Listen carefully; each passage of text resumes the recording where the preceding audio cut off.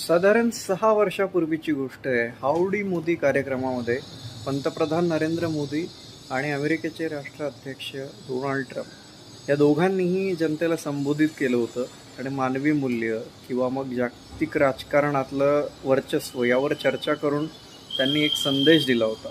वेळ कशी बदलते, आज त्याच गोष्टीला 6 वर्ष पूर्ण झाली आहेत. मात्र यातनं टेरिफ डोनाल्ड ट्रम्प यांनी वाढवला आहे. त्यांची नाराजी स्पष्ट आहे की भारतानं सीज फायर स्वीकारलं, याचं श्रेय भारत आपल्याला देत नाही, हा एक तणाव.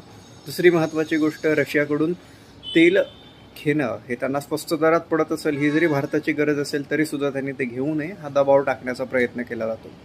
दुसरीकडे भारतानं स्पष्ट शब्दात नकार दिला आहे. मात्र तरीसुद्धा आता पुढे राजकारणात अमेरिका हा कशा पद्धतीनं दबाव भारतावर टाकू शकतो हे बघणं महत्त्वाचं ठरेल.